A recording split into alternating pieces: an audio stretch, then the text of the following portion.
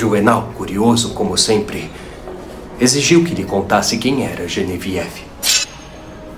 E eu disse: Juvenal, traga para você o melhor vinho, porque a história de Genevieve é, digamos, cabulosa.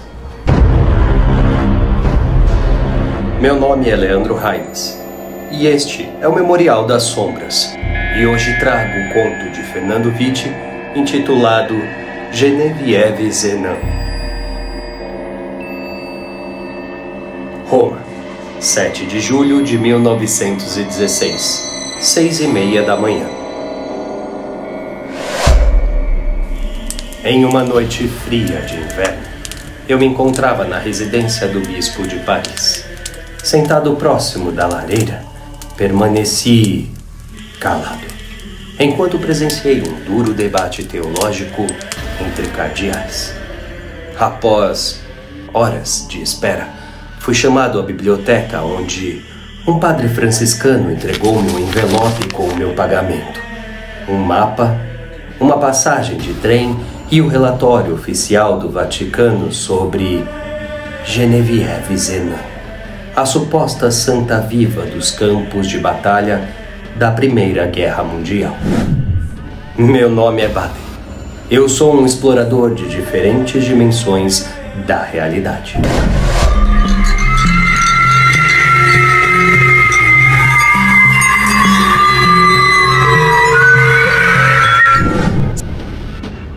Na mesma noite, tomei o trem que me levou para a frente ocidental da guerra, em território belga.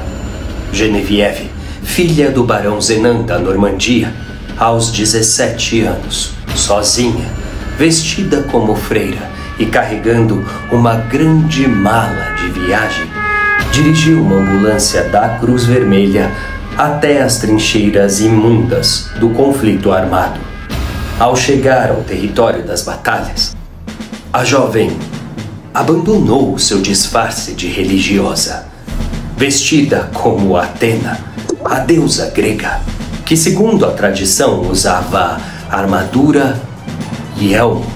Ela surgiu armada de lança, espada e escudo. E como uma divindade pagã imperturbável, Genevieve caminhava calmamente em meio aos tiros, bombas e nuvem de gás tóxico do campo de batalha. Nada a atingia. E, sem fazer distinção entre os soldados dos países em guerra, ela ajoelhava-se junto a cada homem morto, tocava sua testa e os ressuscitava. Por mais horrendo que fosse o ferimento, os soldados ressuscitados levantavam-se e, de armas em punho, voltavam-se contra as forças armadas de seu país de origem. Zumbis voltaram-se contra quem os havia enviado para a morte. Em uma marcha macabra, os ressuscitados gritavam nomes de militares de alta patente, gritavam nomes de políticos, gritavam nomes de reis, gritavam nomes de príncipes, gritavam nomes de empresários da indústria de arma, gritavam nomes de todo aquele que de alguma maneira lucrava com a guerra. Entre os soldados, o horror da simples visão dos antigos companheiros mutilados trouxeram o pavor que levou ao abalo da hierarquia das forças armadas. Para não morrer pelas mãos de quem não podia ser morto, quem ainda estava vivo rendia-se e lançava as armas aos pés dos mortos-vivos. Ao encontrar os soldados desarmados, os zumbis nada fizeram e seguiram em frente.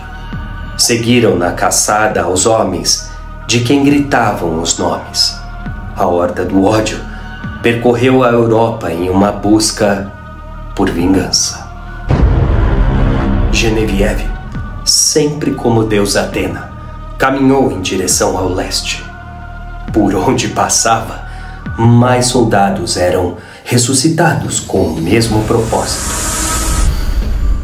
A guerra terminou. Os conflitos agora eram entre as poucas tropas ainda leais e o exército de mortos-vivos. Multidões passaram a seguir Genevieve.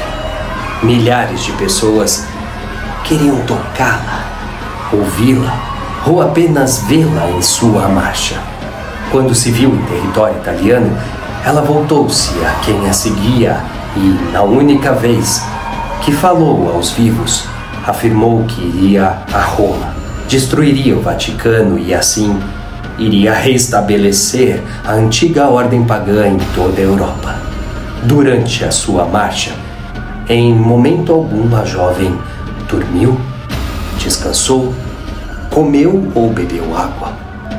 O terror suscitado por Genevieve fez com que Roma se tornasse uma cidade fantasma. Nem mesmo um único religioso lá permaneceu para confrontá-la. Ela era a razão do debate acirrado entre os cardeais em Paris. E se Genevieve não fosse uma santa, mas a própria reencarnação do Messias que anunciava o fim dos tempos? E se o apocalipse cristão fosse o renascimento do paganismo no Ocidente? O relatório que eu havia recebido do padre franciscano trazia o atestado de óbito de Genevieve, vítima de febre hemorrágica de causas desconhecidas.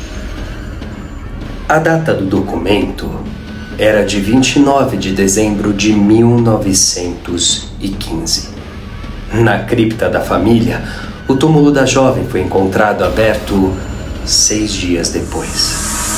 Em 12 de janeiro, ela surgiu para os seus pais e anunciou a sua partida para a frente ocidental. Em julho, eu a esperei em frente aos portais da Basílica de São Pedro. Genevieve chegou sozinha à cidade do Vaticano. Ela não aparentava cansaço. Suas vestes e armas estavam impecavelmente limpas. E ela sorria enquanto caminhava em minha direção. Quando nos vimos frente a frente, eu a entreguei um livro. O livro de Friedrich Nietzsche, intitulado Assim Falou Zaratustra. Genevieve aceitou de bom grado o presente. E antes de entrar na basílica vazia, ela me entregou uma folha branca com apenas 2 frases escritas em grego arcaico.